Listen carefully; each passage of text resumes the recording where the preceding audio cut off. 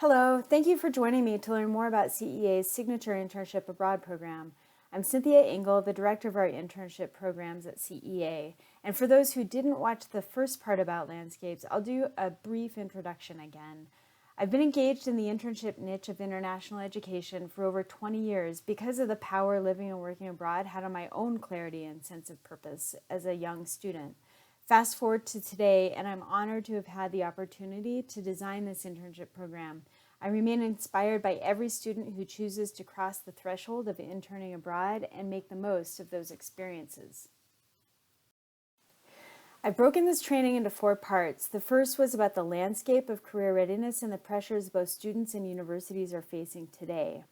From this point forward, we will explore the structure of our signature internship program by walking through each component of the program: the placement process, the internship and course experience abroad, and the reentry and integration process, which collectively form the journey to career readiness. We designed our program to be a scaffolded learning process that begins from the time the student submits their application to the moment they arrive back on campus. Each component has its own set of learning objectives. The skills and experiences the students gain directly feed into the next component of the process.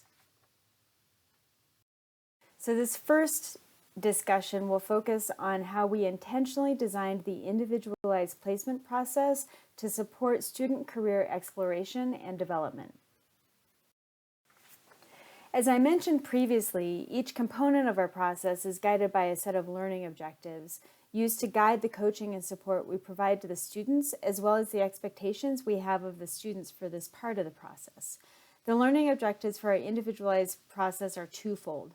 One, for the student to be able to identify and articulate 3 internship learning objectives for their experience abroad, and 2, for the student to be able to distinguish between and elaborate upon the nuances within their broader career interests. To support this process, students are asked to complete an internship interest form as part of the application process. This information provides our team with some baseline data about the students' interests, their previous academic employment, volunteer, and personal experiences, and their career goals. Our placement team then uses this information to coach the students towards creating their learning objectives and to help them learn to distinguish the nuances of their chosen career field. Ultimately, our goal is for students to better understand the need to build the foundational skills and set appropriate expectations for what's waiting for them with regards to an internship placement. While students are also asked to submit a resume, you'll notice we don't ask them to submit a cover letter. We found that the skills required to create a cover letter are simply beyond current levels of student readiness. The internship interest form provides them a chance to bring all this information together through guided questions. And then from here, we can scaffold them into the next step of creating a cover letter when it's actually needed for the employers. As the students move through this process, they'll go through 2 interviews with our CEA team, one with our NACE-certified domestic team, which is where students create their first draft of those internship learning objectives. The second is with our locally based on-site teams who will refine those objectives and then identify the internship placement for the students.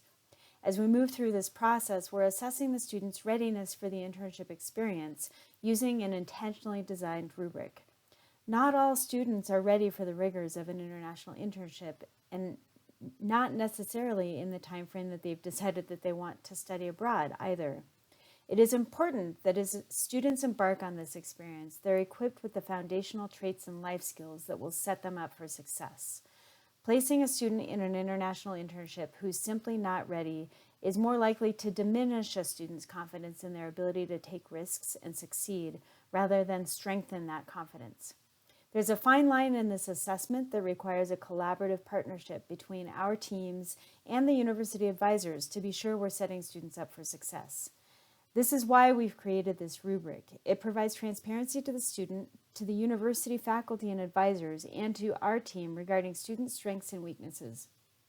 When working with students, we're measuring students in 5 key areas: experience, engagement, self-awareness, their capacity to manage uncertainty, and their motivation. Note that the experience represents only one of these 5 assessment areas. While some baseline experience is important, almost more important to us is their level of readiness in these 4 additional areas. Their ability to thrive in these areas will allow the students to build the experiences they need to succeed. Further, we're able to share the outcomes of our assessments with our advisors so that they can coach the student if we feel there may be some potential, but we have concerns about their participation. We found this has worked really well in forming a collective web of support for the student between our two teams on site and domestically and our university partners as the students embark on this experience. Finally, our locally based teams on site identify placements for our students. Our goal is to identify placements that will provide students with the foundational experiences they will need to transition into their career fields. We seek to find placements that will allow students to take advantage of what they know, while also challenging them to step into responsibilities that they may not have had in the past. Students are most often required to complete a final interview with the host company themselves. The host company retains the final decision regarding acceptance of the student. If the student doesn't perform well in the interview, the host site may choose not to accept them. So it's important students take this final interview seriously.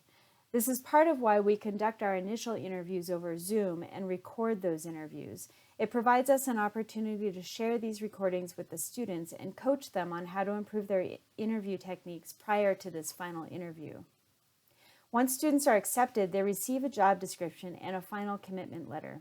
Once they sign this letter, they're committed to the program and to the placement, and all of this should be completed no later than 15 business days prior to departure.